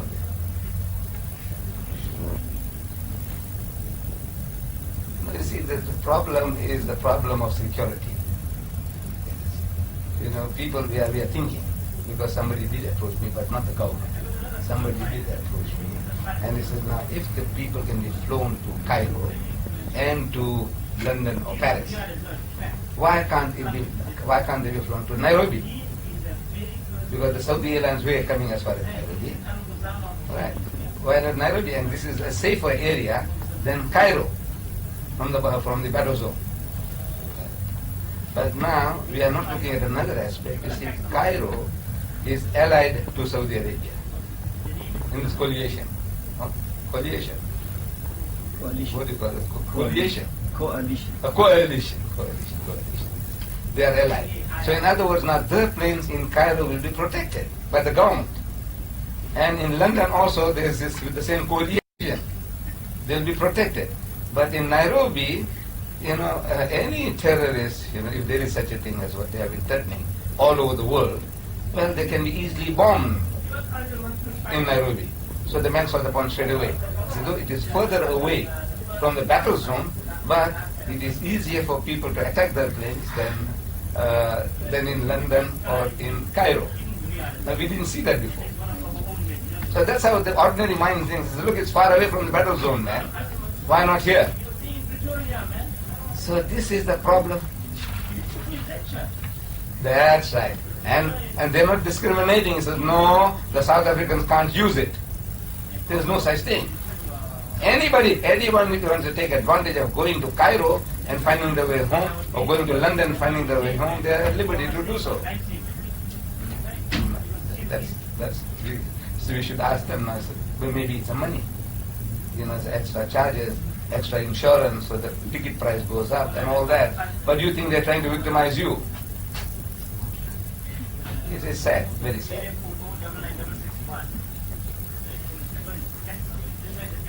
That is correct. But if you try, maybe it says if you wait a little, we are always hopeful. This is the nature of man. We are always hopeful that things might just turn out, that they might make a special flight and send us to Nairobi. Because to me, they'd rather be stranded in Jeddah than in Nairobi. Nairobi is hell. Do you know that? I was stranded myself twice. You see, you'd rather be in Jeddah and go back to Mecca and Jeddah. Mecca and Jeddah is only 70 kilometers away. Right? I think it's preferable. If I was stranded, that would be preferable than Nairobi. You got Khalil Mansoor's letter there? Yes, I've The last letter Penny is replying for that. No, I don't know. When they're flight people, they will know what are the possibilities. I have no idea. No idea.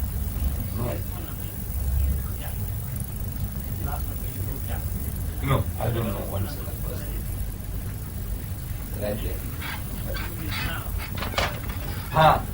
So 20,000 crowns. I said I would urgently. So they airlifted to me 1,000. It cost them $8 each. The Quran saying here, now I want to prepare the market for 20,000. So I came to the Transvaal, my best market, best customers, money-wise. And I traveled about 1 month around the Transvaal trying to sell the rands. I'm offering to people 10 rands each or 2 for 15. It costs $8 each, every. But 10 rands each or 2 for 15. Standard Quran. Maybe you keep on talking about 18 rands or 16 rands. The Quran. Right. This ordinary one costs us 20.34. Let's change my text now. 20.34 each. It costs us at Interbank. Not after storing and handling and management. Storing. 20.34 each. The deluxe one. And the deluxe cost us 27.61. You mean? At Interbank, it costs us 27.61. If you want a photo stat of that, I give it to you. Just this one here. No, give both. Give the photo stat of both. I'll give you both, so you got the full story. Right. So, 10 rands each, or 2 for 15. So I go to the man. He said, I got it already. So I said, look, man, you can give to your bank manager some police left. And I said, you're a good customer. He says, all right, send me one. I said, look, why don't you put another 5 rands? You get 2. One is 10 rands, 2 for 15. Put another 5 rands. You get 2. He said, no, 1 is enough. Okay. I take the order. Somebody, I sell them 2. Somebody, I sold them 10. Altogether, that whole trip I sold 200. I'm the best salesman that you have in the country. For anything. If I want to sell insurance, any bloody thing I want to sell. I'm the best salesman. Right? I don't want to sell myself to you, but you know, I'm the best salesman. That's why I came to the stage. I'm the best salesman. I sold only 200. To me, absolutely failure. Because the 20,000 when they come by the turn of the century, the best salesmen are this is what his performance. What did you do? I'm despondent. What's going to happen to me when I get the 20,000? Allah is Musabib Asbab. He solves your problems for you. That's what it is. So it's 2034, huh? 2034. And 2761 each. 2761 each. So I'm sitting in my office in Madras Hakimanjay there. A young doctor, trainee doctor, he comes to me from the medical college. Dr. Anwar Hussain, he wasn't a doctor then, he was training.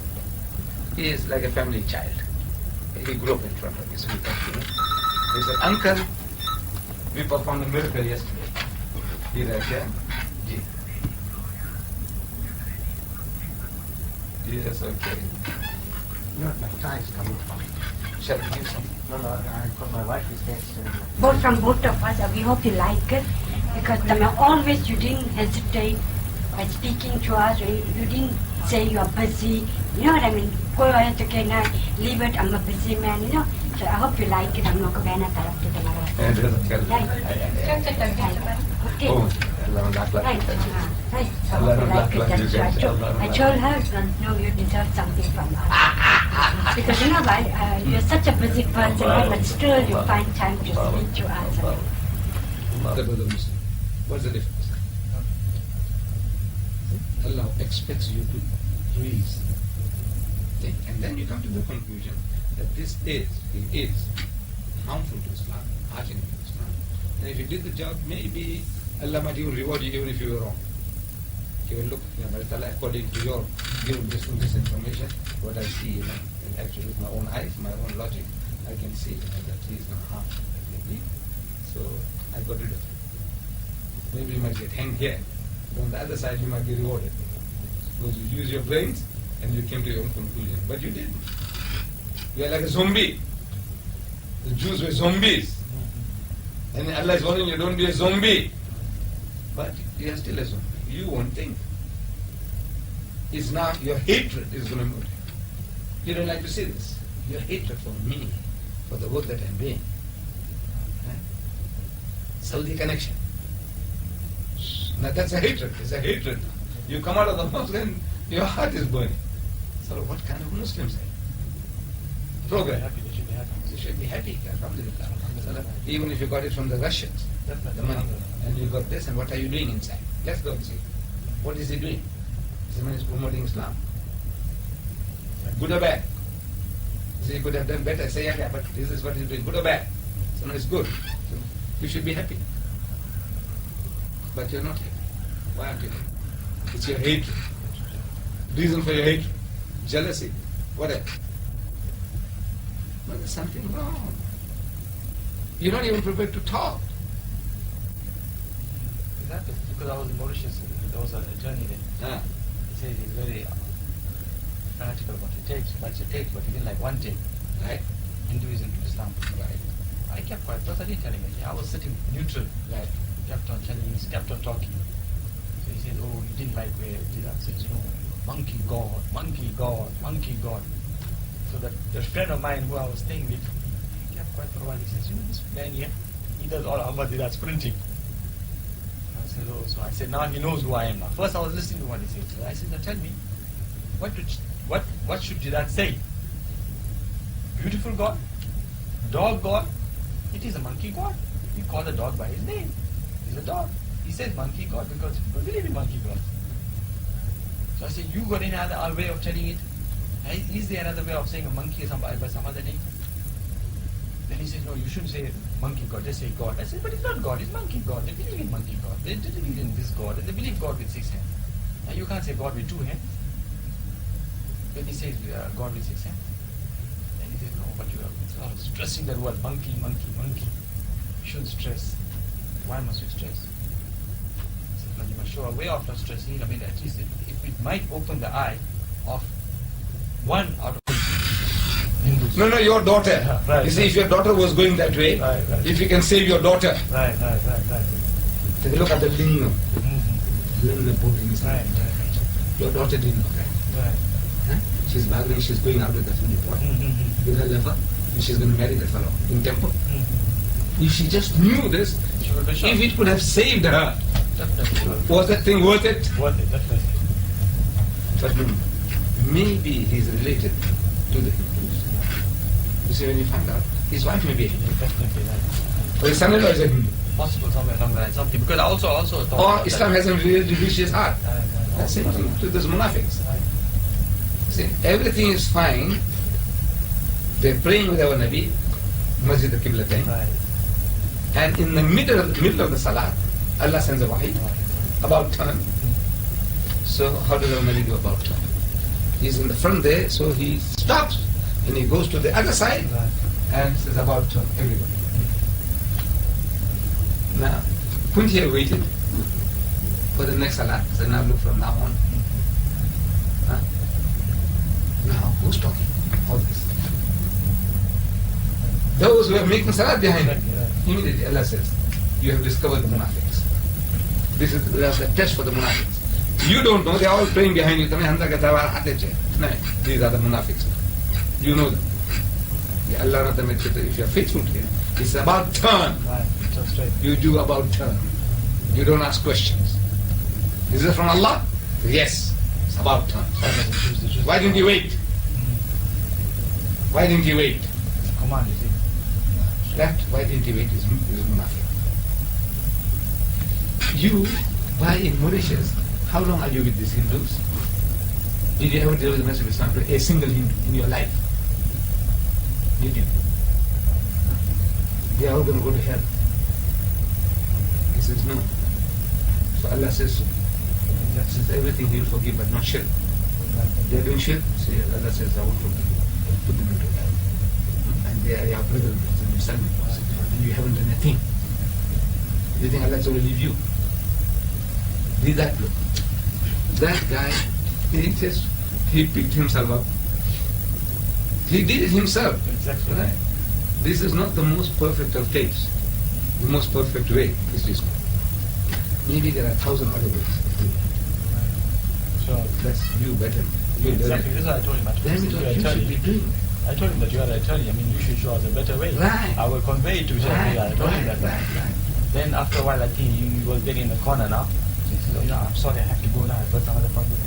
Out he was gone. So then I knew for myself that he was just trying to relate because he found that I was... No, jealousy. If the guy, everybody is getting attracted to the guy. And he can't even speak good English. But everyone says, Deedat. So, LLB, and nobody's talking about me and talking about Deedat. Listen, look at him, man. Uncouth, barbaric, lingam yoni. No, that's jealous. Shaitan. Same thing. Am I not better than him? But you're not giving me recognition. Allah Ta'ala says, I will give a recognition. That's what I explained to you. These things are there for different reasons. So the biggest discovery I made this last trip of mine, that because the man came to me, Muhammad Isa Khan from Jeddah. He's also, as soon as I go there, somehow, he's just wanted that he's got that feeling. So did I want you to write a book. This booklet. About what? He said about how to follow the Hindu to Islam.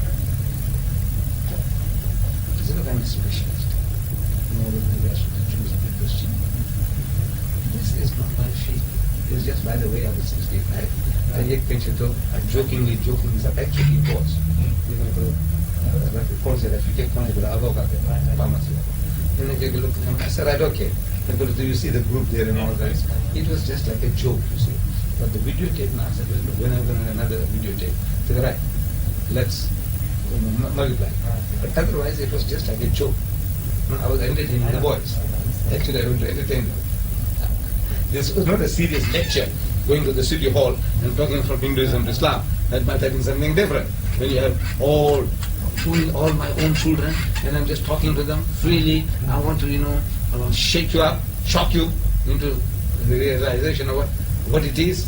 I was just trying to do a job of it. And it became a bestseller. Well, look, it's not my but I said, no, I'm not really qualified. I said, there are thousands of alims in India and Pakistan. They are the right people. They are qualified. They are in there. And alims, real learned people. I'm sure they have done some things. And if they have, you find it for me, I will reproduce it. He says, no, they haven't done anything. I said, all these thousands of alims, they haven't written a single booklet that you can give to a Hindu? He says, no. In this 1,000 years you rule that place, and in 1,000 years you couldn't produce a single booklet that you can give with a smiling face to the Hindu? Maybe the most diplomatic manner that you know. He says, no. Someone asked Maulana Umar. Someone said, okay, check it. I want to reproduce it. If somebody had written it, we reproduce 500,000 copies, give it to the Hindus in India. Let's make a start.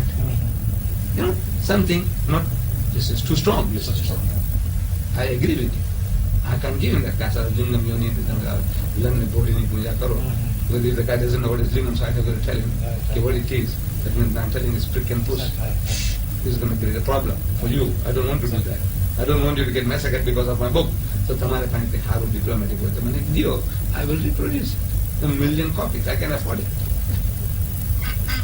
Mutti kitabo, encyclopedias. I don't want encyclopedias. I want a booklet. Attribution. Why? Assalamualaikum. Get you, right? Alhamdulillah.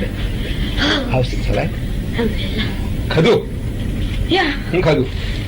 Burger. Mighty burger, chicken burger. Nice, I like it.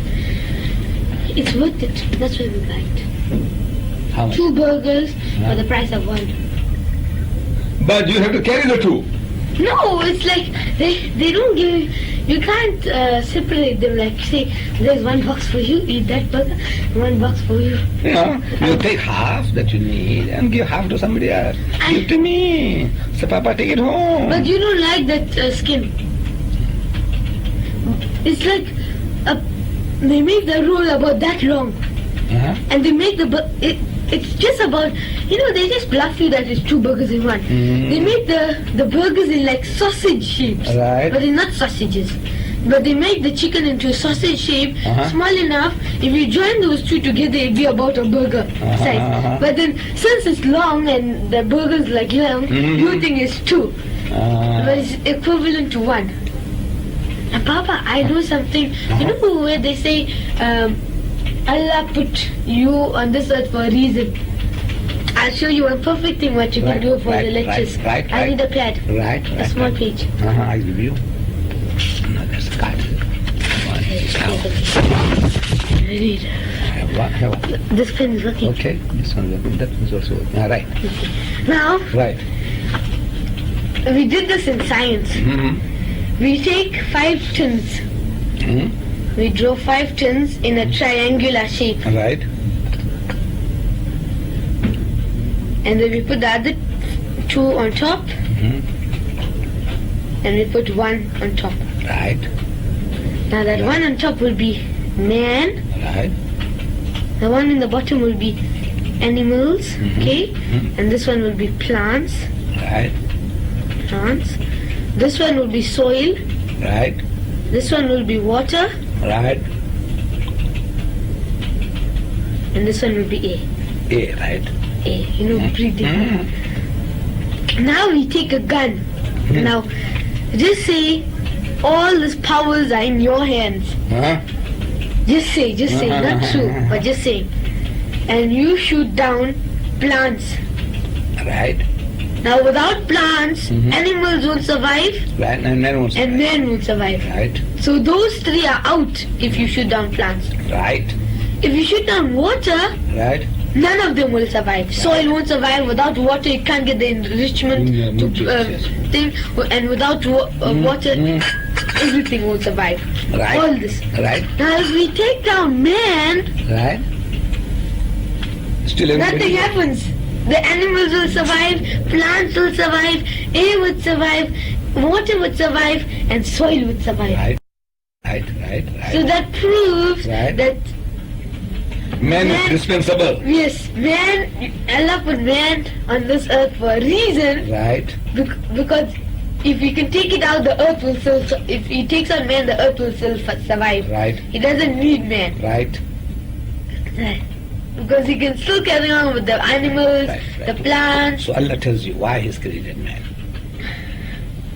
He said He's created man so that he may know Him, Allah, that he may recognize Allah.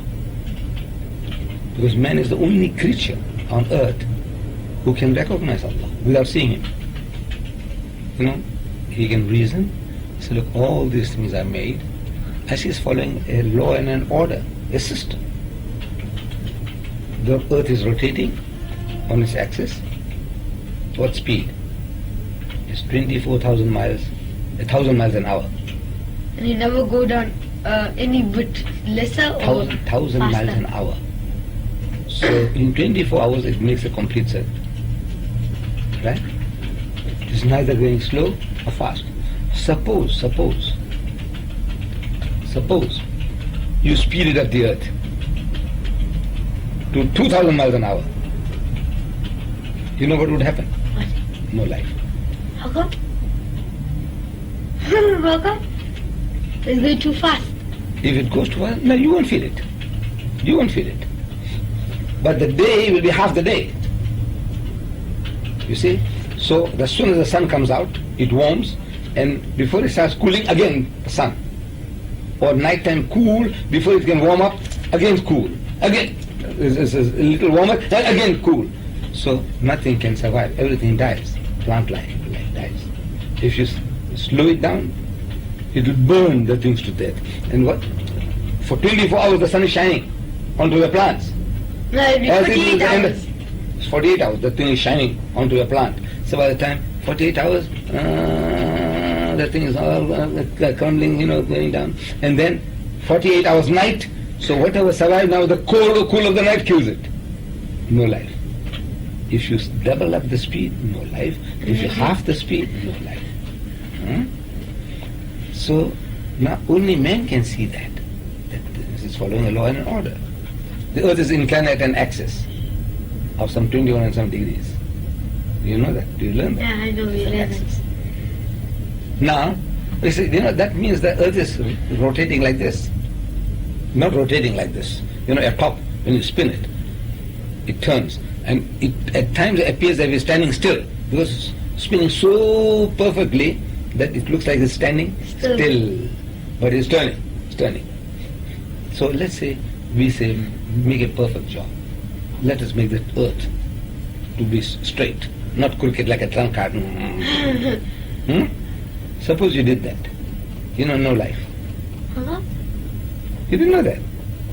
They didn't teach you this. No, because if you put it this way, it'll still rotate, but in a different way. No. If it turns this way, then the sun is shining at the equator. The equator is there all the time.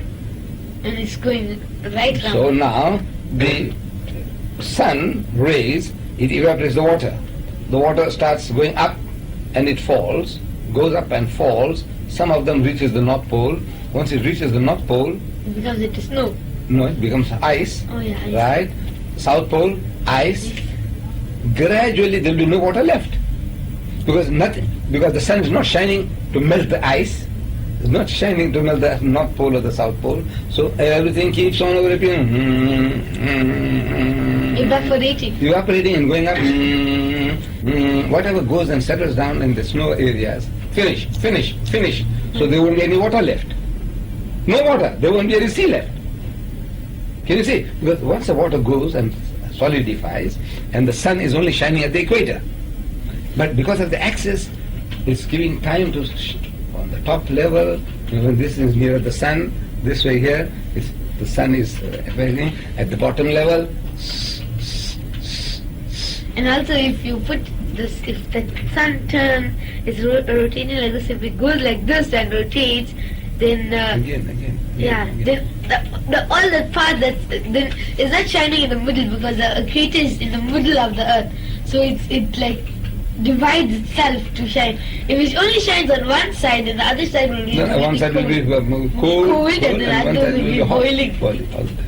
So all this, we can see that it's a perfect order, a perfect law for us to see and to benefit from. Because the animal don't understand all that. Huh? The plant life don't understand all that. The only one who can see says, man, there is a master creator who made all this. Only who can appreciate that is man. This eye, look at the way it's blinking. Huh? You know, the dust falls in. Lubrication. It's getting lubricated. Huh? Automatically it's being lubricated. Your teeth. You know, if these were made of metal, it would have been worn away long ago. You know, it would have worn out. 75-year-old, your grandpa, still his teeth are there, except for these two here. 75 years I'm using the teeth, and still there. No metal could have lasted. Do you know that? No metal could have lasted for 75 years. You use it and it's still there. It'll be tinted. No, finish. It will be worn out. Because even when you eat bones. No, it's getting worn out all the time, but it's getting replaced. The calcium in the body is replenishing it. Did you know that? Otherwise this thing will be finished. The thing is getting worn. It's getting sharper and sharper. And it also made the order that put biting teeth in front, tearing teeth over here, and chewing teeth right in the back. Because you bite, and the way it's doing the tear, job. and you chew, all in up. And Allah even made a order for animals to eat the food chain. See, as the sun has the energy to produce the plants to be eaten by an insect or an animal, and an animal that can eat another animal or insect, and then that was to be decomposed back into the soil, and then to make plants, use sun energy, and it carries on like that. Abanja phone. Right. Actually, you told him? He said they'll come. Yes, sir.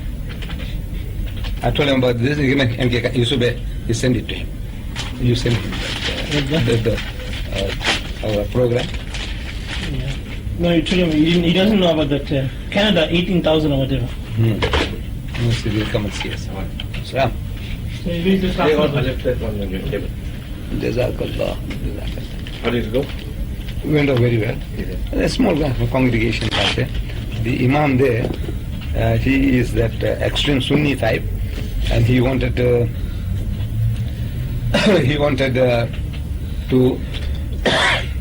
that the Jamaat boycott Tahirul Qadri. So the Jamaat said, no, we don't want to enter into that controversy. So the imam resigned. Hey. The classroom, there's the books that you wanted to find out which ones you wanted. So, કેટલા વાગે પેલું આપણું જવાનું છે તા? 7:15 they said. All right. So, by decomposer. It decomposes. Yeah, all the. Starts rotting. But do you know it's an insect? Bacteria, you mean? No, decomposer. Now it is a bacteria, but the latest name is decomposer. We saw a video of it that shows it how it goes into the cells of the thing, and made of wheat, which is a plant. Right. So now the plant is dead, and it's going to be eaten. You know, baked. It's all roasted. Now it needs to go back to its soil to enrich it. So it's decomposing it. Right. Decomposing, so it's becoming funginess and it's eating away the thing. But why it's becoming fungi? Because the sugar and all the other things added to it. That's not natural. Right. So it's getting fungi. But if you put a dead animal there, after 2 days it'll be gone. It'll be totally flat out into the soil. It'll be eaten up. Yeah. Even its bones. Bones will be eaten up. Over a period. Yeah. Nothing can happen. She's eating still. As soon as she's ready, I think we should move about 1:15, 1:30. Okay, buddy. Okay. Inshallah. Just let me see this.